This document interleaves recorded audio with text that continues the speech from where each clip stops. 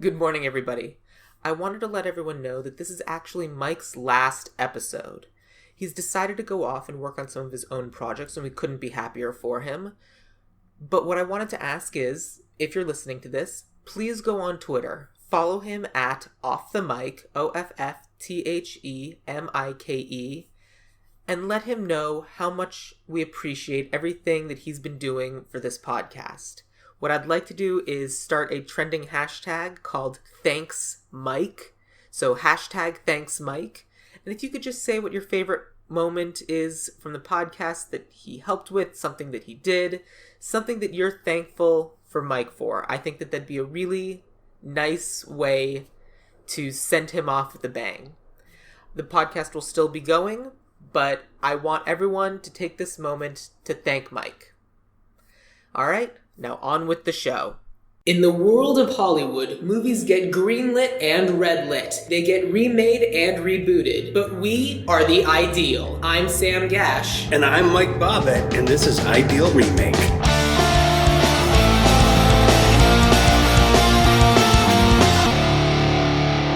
Welcome back to Ideal Remake, sitting here with a newer friend of mine, but a guy who knows movies a whole bunch because he produces and hosts a show in Detroit called Cinema Roast Crunch. Give it up for Brett Hayden, everybody. Woo! Yay, Me. Applause. I was half of that excited. I introduced you like I would at a comedy show, and I just had this image in my head of people driving around going, woo, oh shit, I'm just in my car alone. Why did I cheer? I mean, I hope that happened. That sounds awesome. So, right before we started recording, you started to tell Sam a little bit about Cinema Roast Crunch, but then we decided to hold off until everyone could hear, so why don't you tell everyone what the show is all about? Okay, basically, I assume most people listening to this are fans of Mystery Science Theater 3000. If they're not, they should be. Yep, they should be, on Netflix, both the original and the, what do we call it, the reboot. Basically what we do, we have 8 comedians, it's a MST3K single elimination tournament, and basically we just pick a different movie every month. It's a free show.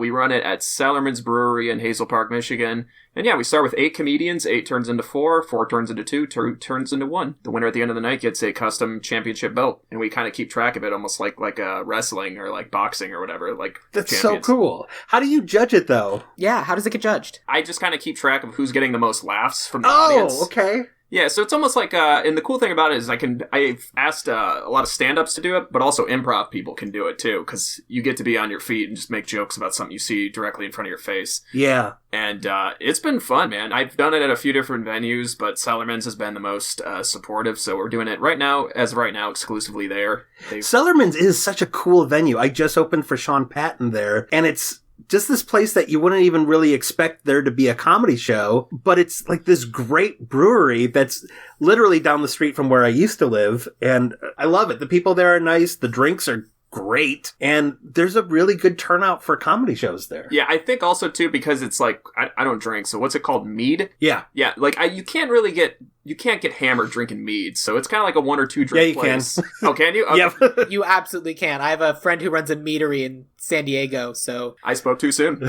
Shout out to Chris Roach.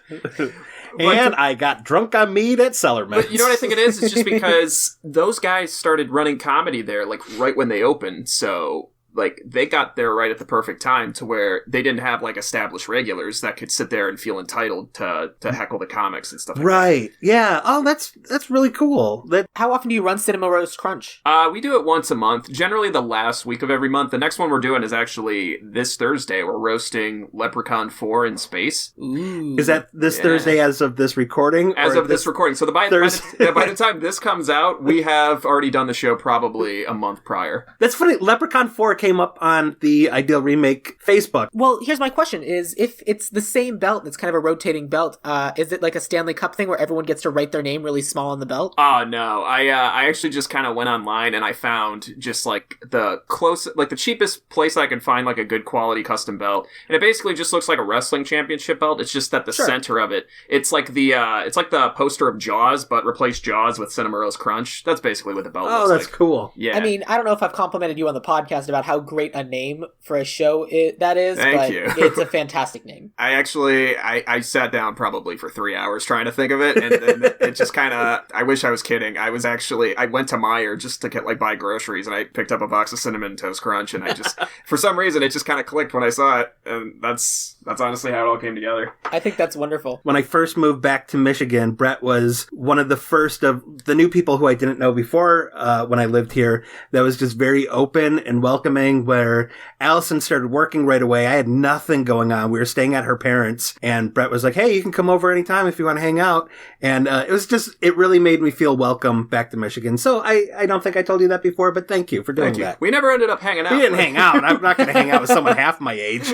People are going to look at us together and be like, hey, look, that gay old bear is hanging out with the twink. And half of my friends are just gay old bears in comedy, so this isn't anything new. And as of this recording, I'll have moved. Oh, dropped my phone. I'll have moved into a new apartment, so I plan to have many movie nights at the new Hayden household. So feel free to get down on that. That's my big plan after my move. Mm-hmm. Movie nights, yeah. Bad movie nights, man. My favorite. It's amazing. Well, we'll see if I know how I feel about the movie that we're going to be talking about today. I feel like I know what Sam will think. Brett, you wanted to talk about They Live.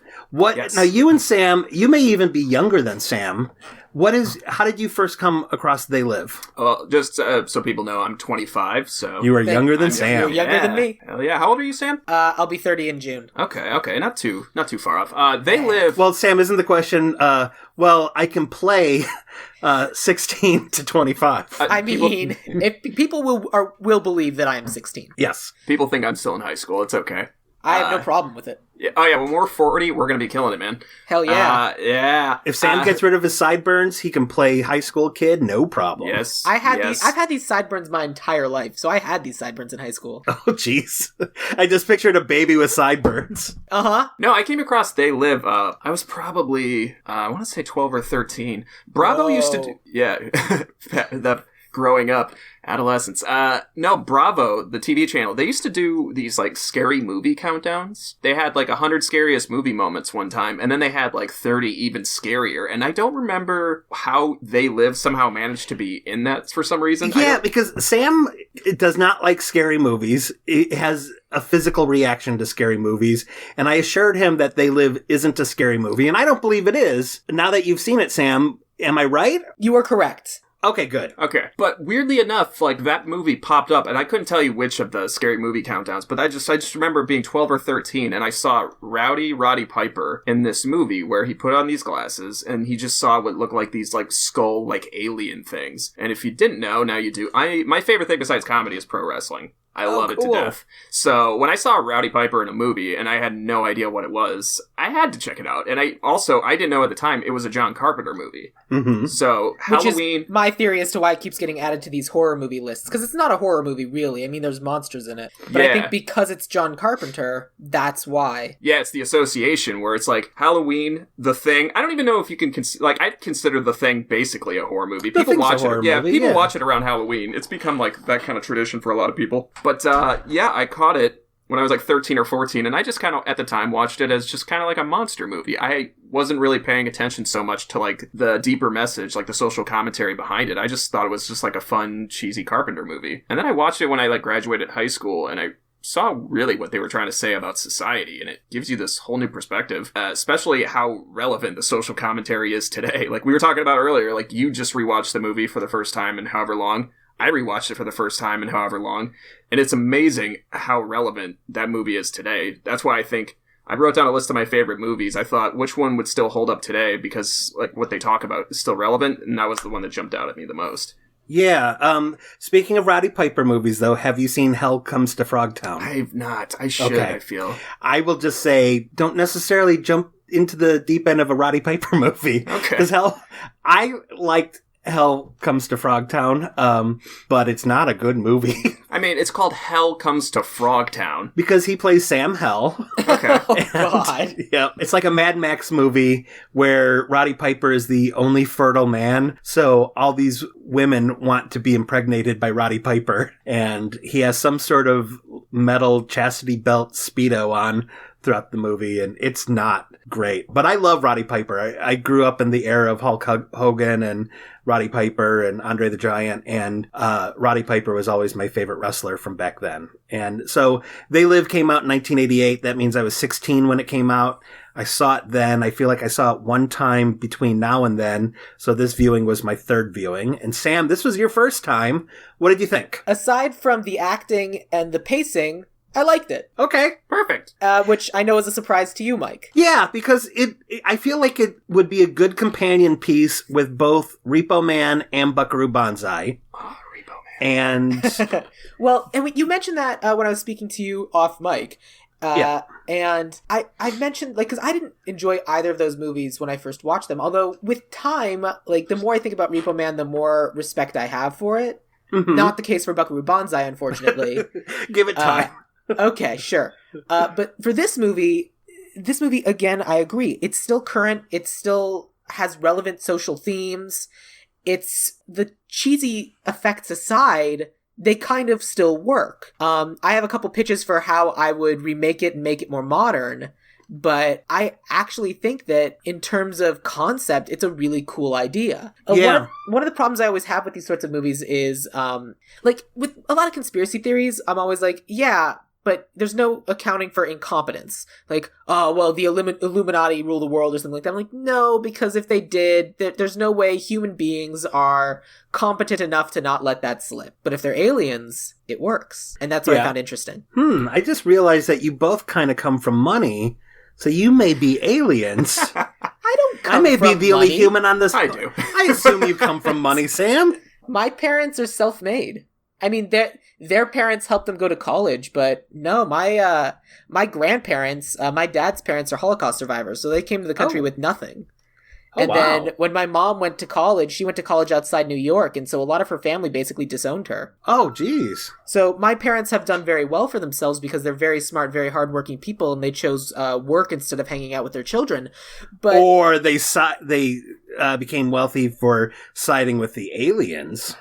hey, it's a possibility. Dun, dun, dun. And Yeah. I'd never tell. Right. That was the one part where it lost me a little bit, where then all of a sudden, like, the aliens control everything.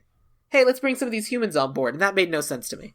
But, like I said, aside from the acting, which I'm sorry, but is awful, and, like, some of the pacing, I was on board. I thought it was super fun. Good. I mean, it's I'm glad basically you all like- building to a single joke. But you know what? That's what you gotta do sometimes. Yeah. So Roddy Piper gave fighting lessons to Keith David, and in turn, Keith David gave acting lessons to Roddy Piper, which just kind of reminds me of Arrested Development when Apollo Creed was giving acting lessons. God damn it. Carl Weathers? Sure. Let's go with Carl Weathers. Yep, Carl Weathers was giving. You don't even have to edit it. That was 3 if that helps seconds. you. Yeah. I can't have 3 seconds. And now we keep talking about the 3 seconds that it took me to look that up. So obviously this movie's very inspirational. It inspired Shepard Fairey to do the Obey, Andre the Giant, all around Los Angeles. Roddy Piper thought this was a documentary or based on a documentary because in the 70s he watched what he thought was a documentary about a television company that was putting chips in their TV to give subliminal messages to women to buy things. But then he found out later that was a comedy film. But he swore up and down that it was based on a documentary, which it's not. But, I mean, there's definitely, subliminal advertising is definitely used in the advertising world, so it's not completely off base. Subliminal advertising has been a theme in a couple of different movies. Can you guys think of any others? Is this your favorite subliminal advertising movie? For me, definitely. Probably, yeah. For me, it's between this and Josie and the Pussycats, and Josie and the Pussycats is really good. I didn't see it. I thought that was just notorious for a lot of product placement. Yeah, but that's the theme. Like, they're talking, okay. the whole concept for the movie is that these big Hollywood studios are taking famous pop stars and putting subliminal advertising in their music. And so the further into the movie you get and the more you learn that that's what's happening, the more product placement there is in the movie. To the point where they're doing the same thing in the movie that they're talking about how they were doing in the music. And it's very smart, very clever. It's underrated because it's a fantastic movie.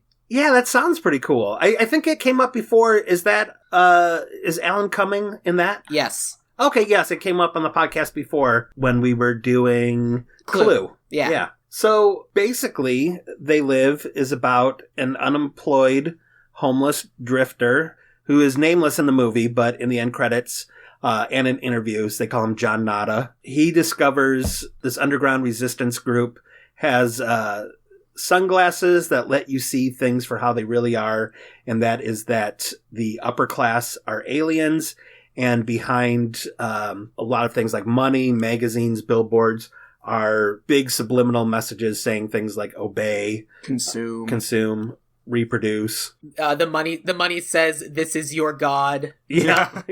It's so funny too that this was such a theme even before this movie, where one of my favorite bands is Suicidal Tendencies from California, and they have a song, subliminally, or it's called They're Fucking With Me Subliminally.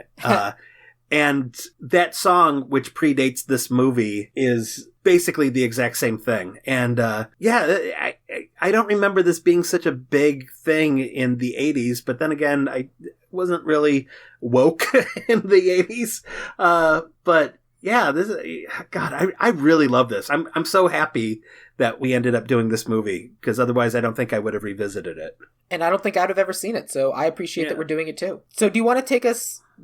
I mean, that you basically kind of summarized the plot. Basically, this drifter rolls into town. He finds stuff out. He has this best friend who he's known for a day, who all of a sudden he has to convince that, like... Because once he puts on these sunglasses and sees the world for what it really is, he sees these aliens that are basically controlling everything. Instead of being smart or clever, he basically walks up to one and goes, "You're super ugly. You're awful. I see you." And the alien's like... lets the other aliens know, and all of a sudden now he's under attack and he has to go on the rampage and like shoot his way out.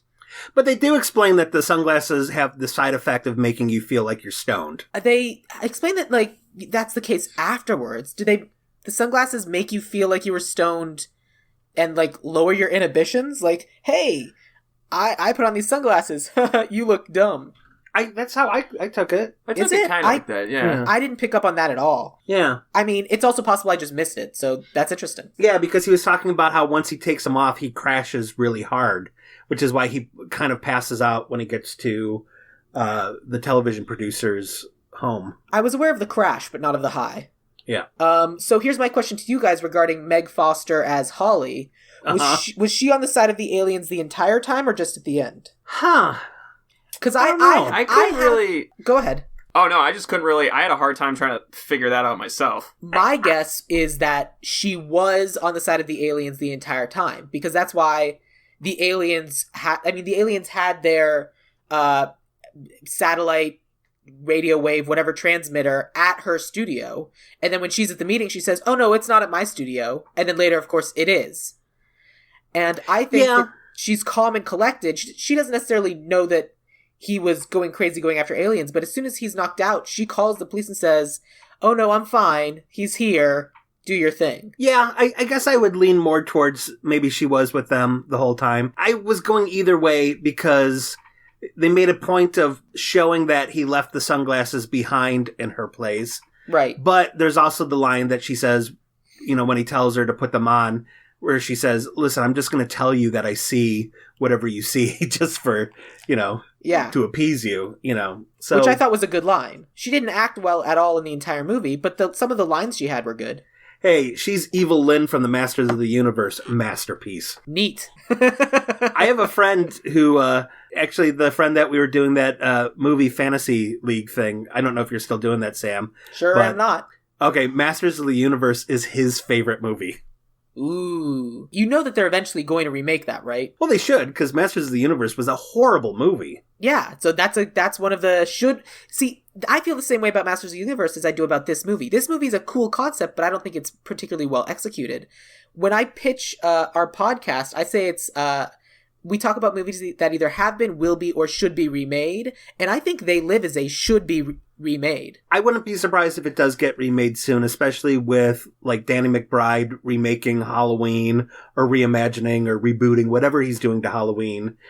I think there's a lot of love for They Live. I think so too. Yeah. Now, here's my question to you, both of you. Why is it called They Live? I think it's just because the aliens. Can we agree that they're basically saying Republicans are like aliens? That's basically what this. Yeah, that's basically what they're trying to say. Yeah. It's just like, I think they're basically just saying they're always going to exist. They live. They're going to. They're always, and they do. Yeah. Well, the European title for this, and I wonder if it's the Australian title too. We'll have to have Dougie tell us. Is Invasion Los Angeles, I believe, or it's Invasion something. I think it's Invasion Los Angeles. That's an interesting name. So let me ask you guys this: what would be your name for this movie? Because I honestly don't think They Live is a great name. And whenever I say They Live, and also its SEO is terrible. What would you guys name this movie? Oh man, that's a good question. You could call it Obey. I think Obey is a really good title, actually. Yeah. I actually like that a lot. Do you like a circular thing and have Shepard, is it Shepard Fairey or Shepard Farley? I think it's Shepard Fairey. I don't know. Who is what? Shepard Fairey. Yeah, Shepard Fairey. Could have Shepard Fairey actually do a really cool poster for it and call it Obey. Yeah, I mean, the poster that they have now where he's got the glasses on and you see the face, you don't necessarily think that it's like secret people. You just think he's going to be fighting aliens. It'd be cool if they just had like someone's face and it was half regular face, half crazy alien face. Ooh, could do a lenticular poster where depending on where you're standing, it either looks human or alien. Yeah, that's an easy way. That's an easy way to sell the DVD or the Blu-rays. Yeah, that sounds amazing. Lenticular covers, man. Oh, I want a Criterion collection of They Live now. Yeah. Just to have. Oh man. Yeah. I mean, they did it with Repo Man. It would be out of the realm of possibility. What'd they do on Repo Man? What's the lenticular cover on Repo Man? Oh, not lenticular. They just did it Criterion. Yeah. But the cover for the Repo Man Criterion is really neat. It's sort of like punk rock. It's like a punk rock skull. It's green. It's green, but like all the lines in it are kind of like the map of Los Angeles. Yeah, I actually own it. It's a cool box set. Yeah, it's cool. I think they could do a really cool Criterion puts together these insane collections with like artwork and just all these. They really clean up like older movies. But what you call it? Shout Factory just put out like a year or two ago a They Live collector's edition because I own it and it actually is really really cleaned up. Oh, nice! I'm gonna have to own that because They Live is a movie that I think I could watch repeatedly. Yeah. Sam, what did you think about the 5-minute 20-second fight scene? It was really long. It's ridiculous. I love it, but it's ridiculous. I kept thinking it would end, and then they kept going. I made a note. You got to ask them what the deal is with this movie. Like, did they need to increase the length of that fight scene just so they could increase the runtime of the movie? There's no reason for it to be that long. It was originally scheduled to be a 20-second fight scene, but on their own, Roddy Piper and Keith David worked together with worked together with the stunt coordinator and did that. Roddy Piper wanted to make sure that 3 wrestling moves were incorporated into the fight scene. And eventually John Carpenter was like, yeah, you know what? This is going to be cool because I want to show like the lead beat up so he's more relatable and it's not that he's just like the Superman that can get into a fight and then in the next scene just kind of walking around like it's no big deal. Like although they're limping into the hotel. They're all bruised and then they sleep it off and the next day they're perfectly fine. They're still a little jacked up. I don't remember seeing any marks on either of their faces, and they were messed up. You may be right. Yeah, like I may be crazy. Yeah, they were legit. Like they did like suplex. They like suplexed one another like 3 or 4 Oh, yeah. times. Yeah, Sam, they live. Lunatic you're looking for. Yes, I didn't want you to. Yeah, didn't want to leave you hanging on that. South Park.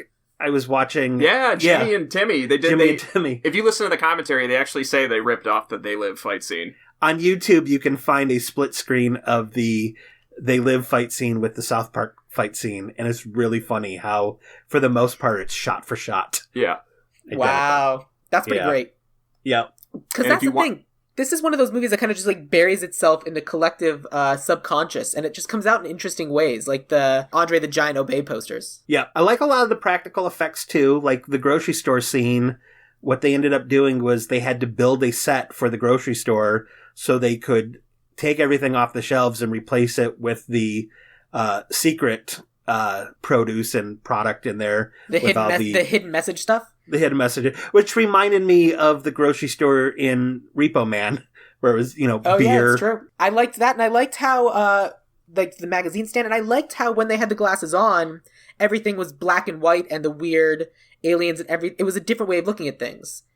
It annoyed me a little bit when they had their contacts on, but then because of the big reveal when they blew up the transmitter at the end and everything was then in color and you could see everything, in retrospect I ended up going, okay, good, because they had the lenses on because they were still filtering everything. I thought it was cool. I like the way that they did things, like, to keep it on a budget, like all the billboards were kind of just still images that they could photo manipulate. Yeah. Yeah. But, you know, you didn't really have to, you know, you just had to set decorate a magazine stand. And then that wide shot of, like, all the skyscrapers and stuff that say, like, obey and conform and all that stuff. And it's supposed to be this big shot of the city, but you could easily manipulate it because it's still just like it looks like a still of a city. Right. I think it's a matte painting.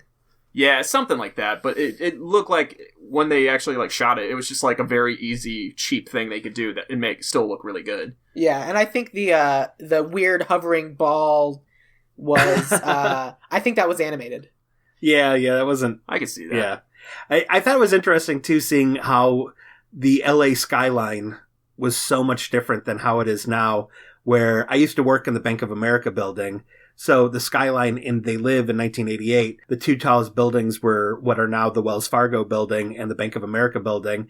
And I'm guessing that the construction site that they are on at the beginning of the movie must be where the U.S. Bank building, which is famous. It's the building from Independence Day where everyone goes on top. It's kind of like the round building. Oh. Blade Runner uses that building too, that they just got architectural design, like this building is going to be built in the next few years, which is why it appears in Blade Runner, even though the U.S. Bank building wasn't built until years after Blade Runner came out. Crazy. Yeah. I used to work in an architecture firm in Los Angeles, so I really loved the skyline of Los Angeles, and it was neat seeing it so much smaller and realizing how much it's changed over the years. And just all the downtown scenes. I don't know if you spend a lot of time in downtown Los Angeles, but like the street preacher at the beginning is right in front of City Hall. Downtown Los Angeles has completely changed from now versus how it was 30 years ago. It's interesting that they picked Los Angeles as their city as opposed to like a city like New York.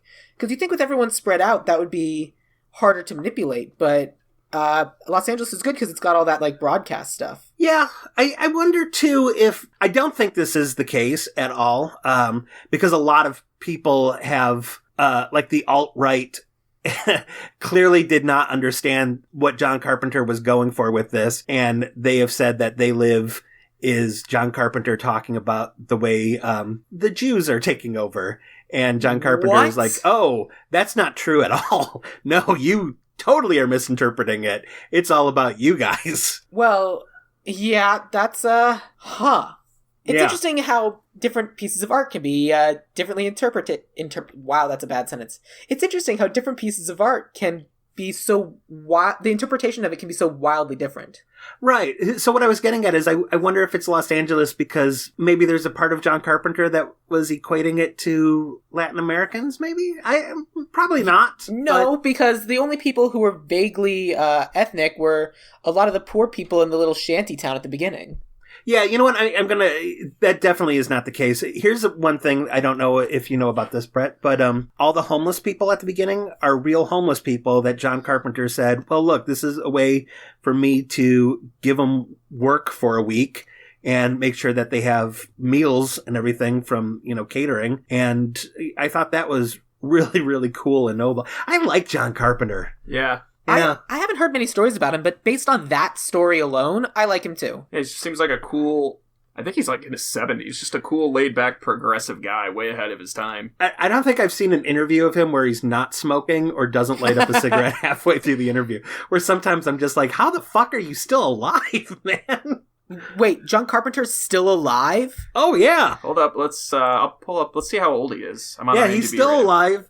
And smokes like a chimney. He's only 70 years old. Yeah, he was born in 48. Yeah, okay. January 16th, 1948. I would say he looks a good 10 years older than what he is. That is true. Here are some other things about him, too. Because he wrote, produced, directed this, he used a pen name so it wouldn't just look like John Carpenter's They Live, written by John Carpenter, produced by John.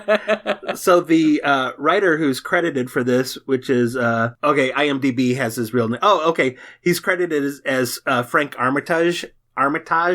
That's John Carpenter. So amazing. John Carpenter also does his own music for his movies too. Yeah. Yeah. Wow. And it's actually good. That's the crazy thing. I'm so mad that John Carpenter plays live in LA and I didn't go see him. Yeah, you should have. I know. You'll be back. You'll be back to visit. Really, all of this. You're gonna call it the regret trip, and you're gonna come back and hit up all the places you missed doing when you lived here, and it'll just be a week of you going, "Oh, this is so cool! I'm glad I get to see it now. Oh, this is so cool! I'm glad I get to see it now." It's not like Jeff Goldblum plays every Thursday at a bar in LA. Like he has a jazz band. Right. John Carpenter did one show in the 4 years that I was there. But still, it would have been cool to see him live. He wrote the music for They Live after watching the opening scene of Roddy Piper walking. And he just kind of wrote like a bass line that kind of went around with like the pace that Roddy Piper walked. And then he was like, I think I can lay a guitar riff over this. What a fucking artist. Yeah, I think we can all just basically agree that he's a genius. I did not know this. I'm on his IMDb page. It's trivia. He actually turned down the chance to direct Zombieland. Oh, wow. I did not know that. Interesting. Yeah. So because Roddy Piper was under contract with Vince McMahon and the then WWF, Vince McMahon realized that Roddy Piper was going to be valuable. So he offered Roddy Piper twice the money to do a WWF movie. And Roddy Piper turned it down because he just had the feeling, even though he didn't know initially who John Carpenter was, he just had a hunch that doing this John Carpenter thing might be a bigger thing. The movie that Vince McMahon made was Over the Top, which cost twice as much money and is unwatchable. Wow. I've gotten that movie requested probably 10 times for my show. Oh, really? We're going to at some point. You have to. Yeah, Over the Top. We're going to do Roadhouse eventually. Roadhouse is a good movie. It's good, but I feel like there's a lot there that needs to be said. Okay, at least according to the 3 or 4 people who've demanded that we watch it. Right. So, well, guys, all right. So we can all agree that John Carpenter's a genius. So how can we turn around and improve on this masterpiece? If we were going to be remaking this movie, what would we do? Well, I think we should definitely set it in the present day. I don't know about you guys. But first thing is, if we're remaking it, does Carpenter have any involvement with it whatsoever? Let's pretend that we have his blessing to do whatever we want to with. Okay. I think that's fair. Who's taking Piper's role? Well, before we get into casting, let's talk about like what we're going to do with the nature of the movie, because I think we're setting it present day, but if we're doing it present day, do we do it with sunglasses or we do it through an app on the phone? I think we can still do it with sunglasses, but I think we definitely need to incorporate apps and social media and all the distractions that people have on their phones. Or, you know what you could do is you only see it when you take a picture of something, like on a phone, like the way you would with the sunglasses. Like you hold the phone up, take a picture, and then you see, wait, what a minute, what's going on there? That was my pitch, like a Snapchat kind of thing. Oh, yeah, or like an app that would That's what I was thinking. Like, it's something like you can't see the world for what it is, but like you somehow record it and you put it through the filter, and all of a sudden it's becoming real. Yeah. And if you had to put glasses on, I thought it'd be interesting if it was like a Google Glass, because you're filtering out the technology that's cloaking them. Yeah. We can market an app too that kind of does, like that Star Wars VR stuff where you can have it look like, First Order stormtroopers are there. We could have like an app that kind of makes it look like the alien faces are over people. And that can be a little bit of side money and marketing for our Obey movie as well. One of the clients I have is a company called Augmentally, which is a really interesting company because what they do is they create games and apps and other things that are augmented reality. So like people could get temporary tattoos at a party, but when you took a picture of the temporary tattoo, it actually bloomed into a cartoon flower on their arm instead of being just the tattoo. Oh, cool. And it was different things linked together. So that's really what these apps and these sorts of sunglasses are. I mean, the whole concept of AR is kind of a new and developing field, and I think turning that into this kind of movie would be amazing. Yeah, when I used to do marketing for PlayStation before I moved to LA, and AR games were big on the PlayStation Vita. Unfortunately, I think Nintendo probably did a better job of AR. Or does Nintendo make Pokemon Go? It's made by a company named Niantic and licensed through... Okay. But Niantic is also the company that made a game called Ingress, which is all about real-world locations and traveling to places to capture portals. Yeah, definitely some sort of augmented reality would go in there. Yeah, I would definitely like to do a commentary on social media apps as well as everything that They Live is commenting on as well, too. So then my next question is, in the movie, he's wearing the sunglasses, and a lot of times you see the world as it is, but he's not wearing hearing aids, and a couple of times you can I know. hear things. And so I thought if it was Snapchat or an app, we could also, like, someone said something, and it's recorded into it, and then it comes out what they actually mean. That did bug me, the street sign that was putting out the message, where I'm like, how can he hear that? He's only wearing sunglasses. Yeah. Yeah. That's it. I mean... Oh, John. But that's why we're remaking it. We're gonna fix these imperfections. Absolutely. We're trying to. Okay, so if we're setting it now and we're using apps, and here was my pitch, because and I kind of want to tie it back to the movie Wonder Woman. You both saw Wonder Woman, right? Yes, I am not, unfortunately. You should see it. Okay. I'm going to be spoiling a little bit of Wonder Woman, so No I worries. apologize. It's okay. There's a moment in this movie where she kills the guy who she thinks is Ares, the god of war. But doing that doesn't stop the Germans in World War I from continuing and doing their machinations. Part of what I think would be interesting about They Live is that these aliens are coming in and they're benefiting from all of this human suffering and manipulation. But I think it should only get to a certain point, and then it's humans after that just doing it to themselves. Because what I wanted was not, I kill Ares and all of a sudden people are back to normal. It's Ares was just benefiting from how awful people can really be. Because if it's, aliens or Ares are making you do the bad thing, that's, it's not really their fault. I find it more interesting if it is human beings' fault and aliens are like, we were going to manipulate them, but they were way better at coming up with awful things to do to each other than we were. Or if it's, that they gave us the tools to make us passive, like posting a social message on our Facebook profile and not actually, doing something.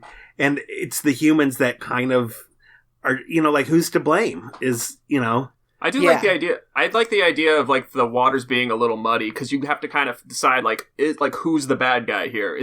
Are these guys just taking advantage of this already, like bad human behavior? Or is it really just the aliens that are doing all these bad things? Or are they just taking advantage of people already doing terrible things? Yeah, are they taking advantage of human nature, Yeah. or is human nature the way it is because of alien manipulation? Yeah. That's the question. And now we're thinking about it. Okay, cool. So one of the other nice things about this movie is that there's not a large cast. We don't have a central villain. No. Should we? No, not necessarily. I don't think I would change anything about that. I think that's what kind of makes it scarier, is that it's not a central villain, it's a class. Yeah.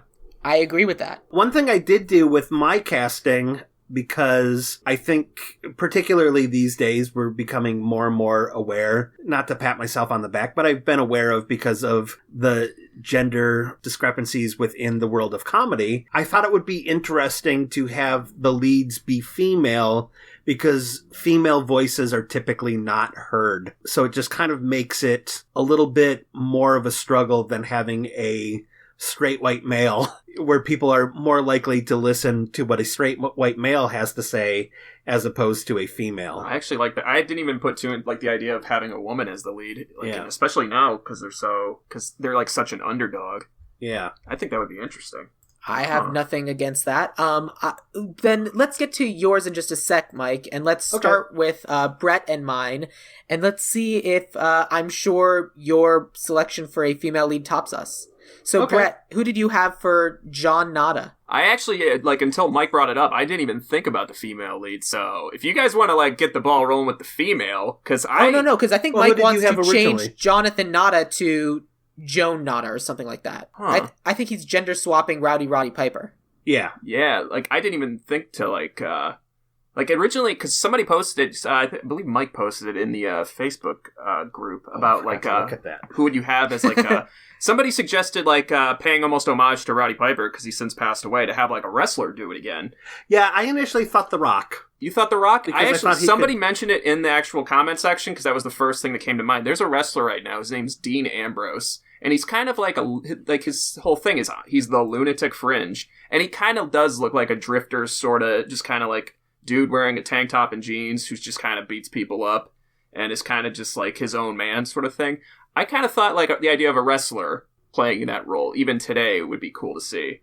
Because, like, even in, like, the world of acting, like, wrestlers, like, it's still entertainment, but it's still, like, an outsider. And I think it's, like, for this type of movie, I actually think would be really cool. I think it's an interesting idea. My only problem is that, unfortunately, the acting in the movie that we have is not so good. Oh, it's not great. And so I'd like to make sure we get someone who can act. You know what's weird about this, though? Because Keith David has to do most of the heavy lifting, and he's really good in The Thing, which I know it's a horror movie, so you haven't seen it, Sam, but he's really good in The Thing, and he's really good in stuff other than this. He's actually the bad guy, or one of the bad guys in the newer movie, The Nice Guys, if you've seen that. Oh, yeah. Yeah. Oh, because I recognized his voice. Like, his voice is so iconic. Like, you hear it and you're like, I've heard this before.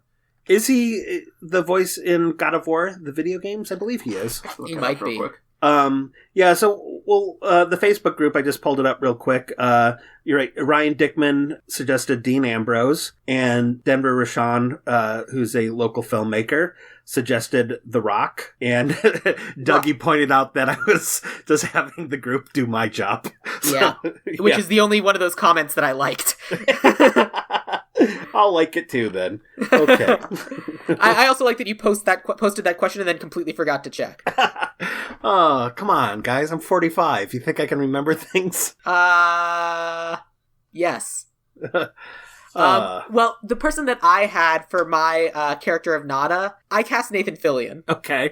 Because I need someone who's kind of action star adjacent, but I need someone who just has the charisma, because the character of Nada just stands around talking to himself a lot of the movie, and I need someone who can kind of make that work. And I kind of like it if it's Nathan Fillion, because it's someone who can do the drama, but also make the drama funny, and I thought that would be fun. So that's who I pulled.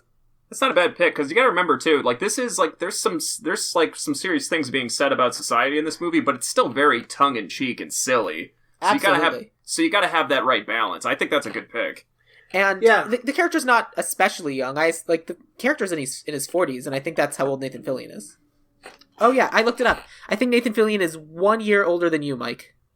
Is he? Nathan Fillion was born in 1971. I was born in 1972. Perfect. Nailed it. I initially thought, because you needed someone really built, to believe that they were going from one city to the next and just kind of working construction, I thought Gina Carano, who I first saw in Steven Soderbergh's Haywire, but people probably know her mostly from playing Riley in Fast and the Furious 6. She played Angel Dust in Deadpool. But then because of the name Nada, I thought it would be more fun having her as Frank, but having Michelle Rodriguez as Nada. Because Nada, of course, is Spanish for no, or nothing. I know who Michelle Rodriguez is, but remind me. Michelle Rodriguez was in Avatar. She's Letty in Fast and the Furious. Oh, she's in Fast and the Furious as well? Yeah, the last... Okay, I've never seen a Fast and the Furious movie. She was in Girl Fight. Yeah, she's in Machete Kills. She was in Lost. She's in Growly. She's Growly Guy's girlfriend, right? Yeah, and she's kind of Growly Girl, too. I think it's a really cool idea. I'd be open to workshopping and seeing if we could find someone else for that role who is a Hispanic lady, because I'm sure there would be excellent, because that's the thing, this movie doesn't really have we need to stay true to this love interest or whatever. I think it's a cool idea, so it's just figuring out. Well, Gina Carano, I believe, was an ultimate, a UFC fighter. She was my first idea before I ended up moving her to Frank. And I don't think we need to have two female leads necessarily. Not necessarily. I think it would be even more interesting, even though I do think that it was a little homoerotic when Frank and Nada go to the hotel room and they take off their shirts after rolling around in the alley together. Yeah, I think it would be kind of neat to have a male Frank and a female Nada and have there not be the expected hookup. Right. Because, really, if you're oh shit, there are a bunch of aliens living among us, you're not going to say, hey, want to knock boots? Or roll around. Plus, Frank is married and has 2 kids that he talks about a lot. Yeah. So what do you guys think about Gina Carano? That works for me. How do you feel about her? About her? Yeah. She's super built, So I could see her... About Michelle Rodriguez? She's built more than Michelle Rodriguez, yeah. I think Gina Carano is better casting for the role, because I think, A, she's, like, ridiculously strong and can crush all of us with her thumbs. But I also just think, like, she can do that balance of action and comedy. Yeah. Yeah, would I be wrong to say also, too, like, as opposed to Michelle Rodriguez, like, now that I'm looking at more pictures of Gina Carano, it's not that she's not feminine, but she definitely has, like, how do I describe this? She definitely has more of, like, I'm trying to think of the best way I can put this. Like, she's built. She's built. Yeah, she's, like, strong like a man, but she's not a man. I don't really know how I can explain this. But yeah, I get what you're trying to say, 100%. Yeah, she definitely has bodybuilder physique. Yeah, she's beautiful, but she's not purely just, like, eye candy. Yeah. We could see her going from different, like, construction site to construction site, just, like, working her way from town to town. Yeah, okay, yeah, I'm looking at more pictures, yeah, 100%. There's a magazine spread from GQ where... she looks like she could... Yeah, she's in the ring, but in kind of lingerie. The movie Haywire, which is a Steven Soderbergh, who I really respect for trying different genres, just kind of did a straight-out action movie, and she's the lead in it. She has a fight in a hotel room with Michael Fassbender that is just brutal, but she's so fucking good in it. Oh, I believe that. Awesome. Let's go with Gina Carano. I think she's a really cool idea. Okay. All right, who's next? Let's talk about Frank. So if Gina Carano is going to be our big kind of our action star, our Frank probably should be a little bit more comedically leaning. So hear me out. Phil LaMarr from Pulp Fiction and cartoon voiceovers. And Mad TV. I don't know if I could see Phil LaMarr working on a construction site, though. I can't see him being very good at it. Yeah. I think we need a bigger guy. All right. Crest Williams. He's Black Lightning in the show Black Lightning. Who are you thinking, Brett? Oh man, I kind of like the idea of like a comedic thing too, but it was kind of hard to like pinpoint somebody because you still have to kind of look the role. Like, and most of the funnier black people I had in mind were like purely like comedic roles, and they're kind of like skinny, lanky guys that just don't really they look out of place. I went comedic for Holly. And I gender swapped Holly as well, too, just because I thought if you had a straight up funny person in that role, it would make it more of a shock at the end, the bullet to the head. I think that's a good idea. Yeah, so I didn't go heavy with Nada, or I stayed with heavies for Nada and Frank, but I did really light. And Sam, I think you're going to be super happy with my Holly choice. I'm excited, but tell me about your Frank. Well, Frank, that's where I originally had Gina Carano, but we moved her to Nada, so I don't have a Frank. Then how about Terry Crews? I was going to say Terry Crews. I love that idea. Yeah. Because he's funny, but he's also jacked. He looks like a construction worker. Then let's do that. Terry Crews it is. And I like Terry Crews to the point, like, so much that the scene at the end where he would get shot in the head would just be so heartbreaking because Terry Crews is such a likable presence on screen. I just want to I wish my arms were long enough to hug Terry Crews. That's so funny. I'm never ever sad to see Terry Crews in any media at all. He's always amazing. Yeah. All right, cool. Let's go with Terry Crews. Terry Crews. We didn't even have to think too hard about that. No. I love it. Well, I mean, Brett, basically your description of what Frank needed to be kind of sold me. I was like, oh, he needs to be a black guy, but he needs to be jacked, but he needs to be funny. Well, that's Terry Crews. Yep, that's the perfect. Yeah. Oh man, what do we? Okay, so let's go Holly. Holly, you said you're really excited about your pick. I want to hear it. I want you guys to go first on that. Okay. All right, Brett, take it away. Oh, why you gotta make me?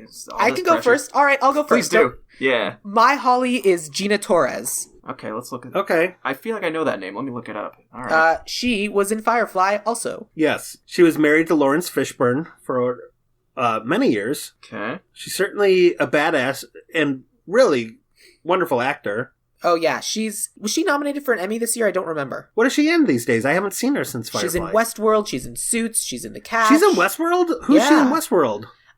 She is Lauren. Is she one of the... I didn't watch all of Westworld. Is she one of the robots? That's my guess. I also didn't watch Westworld, but I assume so. She was in Hannibal. She's in Revenge. She's just one of those classically fantastic actors. Wow. I don't know that I've seen her in anything other than Firefly. She's really good in Suits. Yeah, she's phenomenal. But that's kind of why I wanted her. I was kind of doing, as Scott said in our last episode, kind of a one-to-one casting. because she's someone who can, actually emote and be an interesting person, but also kind of like be that person who's like, I'll all right, you've got a gun on me, but I'm not gonna beg because that's not who I am. Yeah, I think she's really good. I actually had Christina Hendricks in mind.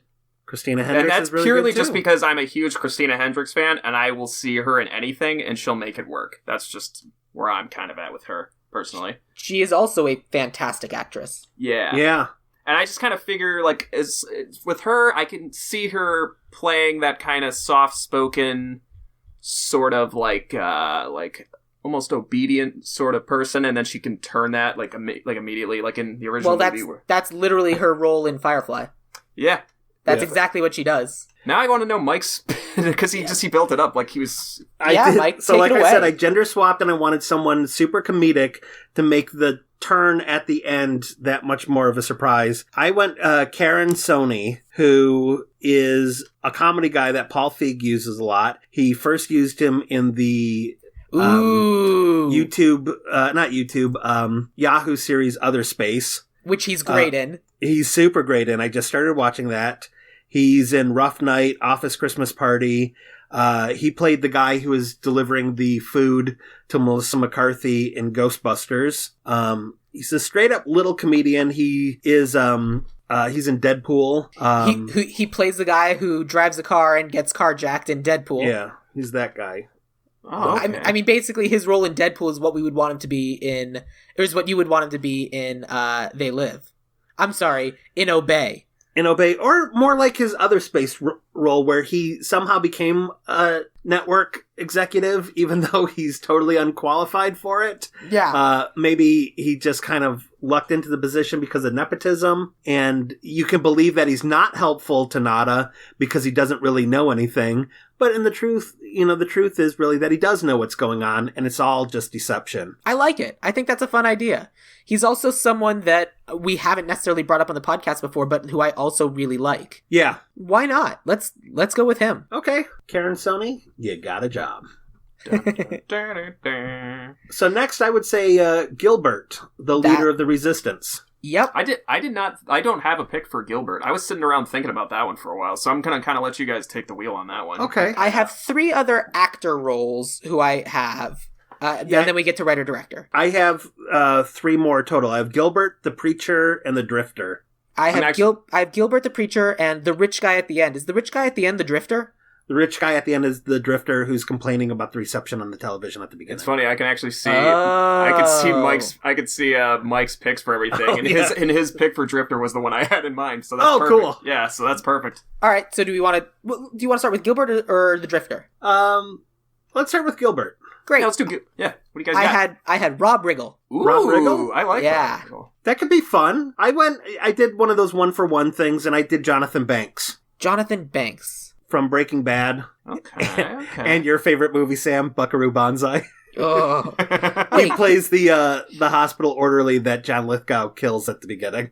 Oh, jeez. He's a Beverly Hills Cop. He's, Jonathan Banks is wonderful. He's on Better Call Saul now, and, Well, we know for a fact that he can do comedy, because he was really funny in Community. Yeah. I think Rob Riggle kind of goes more in line with where I'm at for, like, the Drifter. Well, he is also in line with who I have for the Drifter, because for me, when I cast my main 3, I cast vaguely comedic for Frank, but I kind of had dramatic actors for those guys, and I wanted to populate the world with funny people. Because of who I chose for a writer, I like Rob Riggle. Let's go Rob Riggle. Okay. We'll put a pen in Jonathan Banks just because I think he's a great person to have in mind for the future. It's also worth noting that he is 1 year older than John Carpenter. Oh, really? Who did you have for the Preacher? Bill Cobbs. Oh, wow. I'm looking at his notes right now. Bill Cobbs. You did? Yeah, he had Bill Cobbs. I had a feeling because when we had Brett Mercer in here, we were talking about Go On, which is the TV series that Bill Cobb played a blind man. And he's so good at playing blind that when I saw him in something else and realized that he isn't blind in real life, I was just sort of like, Bill Cobbs. Fucking lied to me. It's so good. I'm so glad you picked him. Who did you have for the Preacher? I mean, it's kind of a bigger name, but it's just because I couldn't think of anybody. I actually had Forrest Whitaker in mind. Forrest Whitaker would be good too. I thought he would be interesting because he's just like, he's got such a he's played just such a variety of roles. I think he would just do that role just purely as a fan, probably. I think Forrest Whitaker would be a more interesting Gilbert. Really? Yeah. That's what I think we should do. I think we should do Forrest Whitaker as Gilbert. Okay, I like that. Yeah, because I can also see Forrest Whitaker playing homeless better than Rob Riggle. And this might be mean, but part of the reason I picked it was because of that lazy eye. There's just something that's kind of sympathetic about that, like especially for that type of character, like watching it. Like, he almost looks a little disfigured and just, like disheveled and beat down. He could almost be playing the character that he played in Rogue One. Yeah. Only, good. Yeah. It hurts me to say that I don't like Rogue One. You finally decided you finally come down solidly in the do not like camp? Well, I'm going to have to watch it again, even though I've seen it twice in the theaters, and I saw it... Well, I don't know if I've told the story on the podcast before, but I was on a plane and I had a half hour before landing. So I was like, well, I'll just watch the scenes that I like in Rogue One. It turned out to be the last 40 seconds. Just for us keeping track at home, you've decided you do not like Rogue One, but that you do like The Last Jedi. Oh, yeah. I like 2/3 of The Last Jedi. Because, I mean, that was a conversation I'd had with you after you saw it for the first time, that you didn't like it, but were willing to watch it again. And so it sounds like you've come in... I always liked the Rey and Luke storyline of The Last Jedi. I always thought that was some of the best Star Wars ever made. But I didn't like the Poe stuff, although I've come around on the Poe stuff a little bit more, although I think it is horribly flawed. And I still don't think the Finn and Rose stuff is good at all. Too bad. Their character's motivation totally... Okay, this is a tangent. Never mind. I don't necessarily disagree with you, because it's one of those things where either you like it or you don't. I did like it, you didn't. That's the end of that, because there's literally no middle ground there. But as a whole, I like the movie. That's the important answer. Yes. Okay, The Drifter. Me and Mike had the same. Let's Sam, you tell us yours, and we'll see if we have a three-peat on this one, because Mike and I have the same pick. We went with a comedic world, so for the Drifter... We're both crossing our fingers right now. Rob Corddry. Oh, no. Was I close? You're close. Who'd you have? Zach Galifianakis. Oh, okay, yeah, that's better. We're going with Zach Galifianakis. Okay. Yep, we do. No debate needed. Yeah, well, first of all, Zach Galifianakis is another one of those actors that's always good in whatever you see him in. Yeah, Birdman, The Hangover, pretty much everything I've seen him in I've enjoyed. I haven't watched Baskets, but all of the clips that I've seen he's been great. I just imagine the end scene where he's like the wealthy drifter. Like, he could really play up the awkwardness of how much he doesn't fit into this world at all. Yeah. And, you know, the guy who did play the drifter is a character actor who's been around for a long time. But I think Zach Galifianakis could actually make that role something other than a lot of third act exposition. Well, I also think it's important because I think it needs to be someone recognizable like Zach Galifianakis, because I had no idea that the drifter at the beginning and the rich guy at the end were the same person. Yeah. Like, they reference, like, yeah, I knew the first time I met you, and I was like, did they meet? Was he the boss at the construction site? I don't know. So he had a full beard when he was a drifter on that couch seat, and then they gave him a goatee at the end. It's so weird. Yeah. Cool. So yeah, Zach Galifianakis, definitely. So who were you guys thinking to write this remake or update the script? Oh, man. I can start if you guys would like. Sure. My writer for this is Dana Gould. Oh, that is a perfect pick. That's really good. Because he does really good. Stand Against Evil, which is comedic horror, and he was also like a writer on The Simpsons and all this other stuff. I mean, if he's Dana Gould, and he's, how old was he? Dana Gould was born in 64, 53. so he's 8 years older than me. So he was probably exactly the right age for this movie when it came out, that there's no way he didn't see it when he was younger. Right. That I'm convinced that he had something in his mind for this sort of movie. Also, he wrote an episode of Mystery Science Theater 3000, so I feel like that would appeal to Brett. That actually, yeah. You know what? The more we're talking about this, and maybe it's just because he's rebooting the Twilight Zone. What do you guys think about Jordan Peele? Oh. Interesting. I like Dana Gould better that you brought it up, but like I just thought no, I actually didn't even think to put Dana Gould in that role. But like Jordan Peele, he's just kind of proven himself to be able to write such a weird sort of movie. I think like he would do at least a good job. I don't disagree. I think Jordan Peele would also be very good. I'm still all for Dana Gould at this point, but yeah, look, Mike, I'm curious what. My choice on this was Adam McKay, because I think Adam McKay does well in balancing both comedy and social commentary, which I think, at least our casting, is what this movie is leaning more towards, finding a lot more of the comedy, straight up comedy, as opposed to the Adam McKay wrote The Big Short. Yes. Okay. Yeah. Then, okay. Yeah. I love Adam McKay. Adam McKay's Okay, great. He's I'm looking to see if he's what kind of sci-fi or horror stuff he's done, and he hasn't done much. I mean, he did a pass on Ant-Man. I mean, I love Adam McKay. Like, that's the reason why I suggested him, I think, either for RoboCop or for Demolition Man. I don't remember which one. Yeah, I do remember you did it on one of those, and it made me really take a second look at Adam McKay's work. And because he's very good. And, like, when he was doing the Surprisingly Awesome podcast, I was on board, because, like, he had, like, interesting ways of looking at things, and he's a super interesting guy. I just don't think he has the sci-fi element, but I think Adam McKay is amazing. I mean, there isn't really necessarily a lot of sci-fi in this, other than the basic premise of, you know, the dumbing and numbing of the world through, you know, advertising and, you know, for our version, technology. Yeah. What do you guys think about Shane Black? Shane Black would be good too. I always like Shane Black. I love me some Kiss Kiss Bang Bang, The Nice Guys. I think he wrote Iron Man 3. Iron Man 3, yep. Iron Which Man is 3. awesome. Lethal Yeah, Weapons. my favorite of the Iron Man movies. Yeah. Yeah. He's kind of proven himself to be a pretty damn good writer. I think we've brought a lot of really great writers to the table on this one. And Yeah. whoever we choose isn't going to be a bad choice at all. Should we all... let's leave those for a moment, and let's figure out who would be a good pairing for our director. Well, director for me, because I like that Steven Soderbergh dips into different genres. I was thinking either Steven Soderbergh, or because of the way that this movie really does a great job of showing us the disenfranchised and the overlooked in Los Angeles. I think Sean Baker did a great job with that, with Tangerine and the Florida Project. And I think Sean Baker is a really innovative filmmaker that could do sort of the John Carpenter thing of doing really interesting things on a budget. So that's why I went Sean Baker. That actually brings up something that I meant to bring up earlier and forgot. What do you guys think the budget of this movie should be? It shouldn't be like a blockbuster budget type movie. It should definitely be, if I would say, honestly, under $5 million. I was thinking If at possible. $5 million, like either 5 or 10. Anything beyond 10 would be, I think. I agree. Yeah. I said 10 just because of the things that we wanted to do with like technology but I Technology definitely think the aliens need to be practical. Yeah. Probably 10 just to get, like, cover, like, some of the casting, because I'm sure some of the casting choices might be a little, how do you guys feel? Not necessarily. I mean, Not entirely, but, you know. we did pretty good. Yeah. I looked at, for something comparable, doing interesting sci-fi things on a budget, I looked up the budget for Safety Not Guaranteed. That's going to be like 20 million, isn't it? $750,000. Whoa. So it's I mandatory. know. Good. Well, it's really just interviews and talking to people. The only thing crazy they do is at the end. Yeah. That makes sense.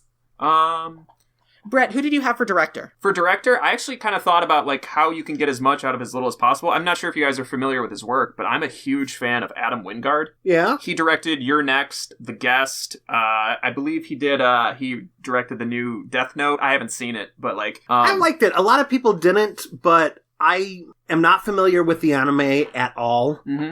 And I understand that the anime is considerably better, but I did like Death Note. But I saw The Guest, and that was one of my favorite movies of 2014. It was just such a throwback, and the reason I bring his name up is because the inspiration behind that movie was Adam Wingard watched Halloween and Terminator back-to-back, and in his head, he kind of tried combining the two a little bit. And I just think for him, like, he's just kind of a fanboy for, like, movies, like, of that time. And just, like, I think he would find a way to make it really cool. Because I think he's, like, a fan, first and foremost. So, yeah, Adam Wingard's my pick. Interesting. My choice for director is not as well known. Like, he hasn't done as much. But he's a director named Owen Harris. And the reason why I picked Owen Harris is because he's directed a few episodes of Black Mirror. Okay. And he also directed a TV movie called Holy Flying Circus. Okay. And he also was a director on Misfits and that sort of thing. So he's done something like sci-fi social commentary with Black Mirror, but he also did Misfits and Flying Circus, which are comedy. Yeah, he's done a bunch of different genre stuff, so I feel like he's got, like, all that stuff covered. That's not a bad pick at all. He's not as well known, so he's a bit more of a left field pick, and I figured there was a good chance you guys would have something a little bit more interesting, but I thought it was a cool idea just because I wanted to, mention Black Mirror in the context of this episode, because basically what we're creating is a Black Mirror episode. Yeah, essentially. Yeah. No, it's not a bad pick, because I feel like if the people that are going to see this movie are already fans of They Live, that movie already has a cult following, so I don't even think, the name of who's directing it's going to, really... People are going to see it if they want to see it, regardless. I don't think that's a bad choice at all. And, okay, so then of the writers and of the directors that we've suggested, which two can we pick because we think they'd pair well together? Good question. So, who are our writers again? Our writers were me, Dana Gould. I said Jordan Peele. And Mike, you had Adam McKay? Yeah. Okay. And then for our directors, we had, again, me, Owen Harris. Brett, you had... Adam Wingard, and I had Sean Baker. I'm leaning more towards Sean Baker. Florida Project, by the way, this goes to show you how much more expensive movies are these days. Florida Project had a budget of $2 million. Oh, geez. He was a writer-director on Greg the Bunny. Yeah. Sean Baker has got to have one sixth sense of humor. Oh, yeah. Which means that if we were doing his version of They Live, the lead up to the joke at the end where this lady's having sex with this dude who turns out to be an alien, that would be way more messed up. One of the things I really like about Sean Baker as well, too, is a lot of the actors in supporting roles in Tangerine are all stand-up comedians. So I love it that he looks to comedians to fill out his movies. He has his stable of people that are in the movies quite a bit, but he also has, different people. And I actually produced a show at the Comedy Store that was all comedians from Tangerine. Interesting. Yeah. Well, then, in that concept, John Carpenter, when he was doing his extras and background for They Live, he was doing a lot of social justice and, by hiring actual homeless people. He was also using the movie to do good work. Of our people, who do we know among them that's good at standing by what they say, doing kind of the social justice, actually using their thing to make a positive impact in the world? Well, I think Sean Baker, definitely. Tangerine starred real-life transgendered. I don't think it's been implicitly said that they were sex workers, but I believe that they were. I could be wrong on that, so I don't want anyone to get upset if I am wrong. But my understanding is that the corner of Highland and whatever it was where the Danny Trejo... is it Danny Trejo Tacos now? That one is Donuts. Oh, Donuts, yeah. He cast from a real-life trans... I believe that. Okay. Yeah. So then let's go with Sean Baker as our director. Okay. We're doing it. Again, purely for the sixth sense of humor of Greg the Bunny and for that other ending reasons scene as well. Oh, man. I mean, the entire movie's build up to a joke, but who do we think is our writer who would pair best with Sean Baker? Honestly, Dana Gould, just based on Sean Baker's attachment to comics and trying to put him in his movies. They probably have friends, and there's probably yeah, I bet Sean Baker would just be totally geeked getting to direct because Sean Baker's always directed stuff that he's written himself, but I bet if he found out that he was going to get to direct a Dana Gould script, that would probably really thrill him. Okay. Obviously that works for me.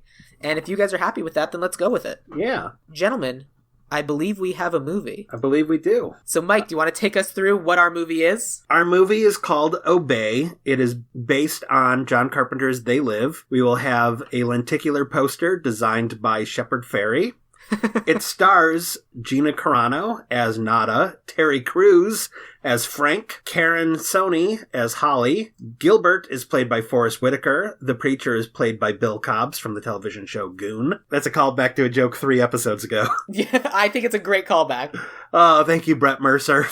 The Drifter is Zach Galifianakis. It is written by Dana Gould, directed by Sean Baker. Awesome. And we are going to be tackling not just subliminal advertising, but how social media and apps on our smartphones are making us passive and sheep. Wonderful. Yeah. So I think that worked out rather well. Is this a movie that you think you would see? Yeah. Yeah, okay. I would see it. I think so. Money? Hell yeah. Yeah, I would.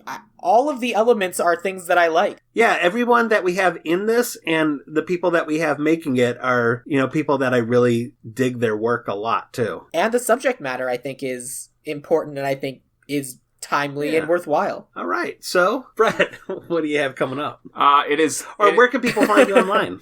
You can find me on Twitter at Brett Hayden 1T, BretHayden, the number 1, and then the letter T. Oh, that's cool. Yeah. I worked on it.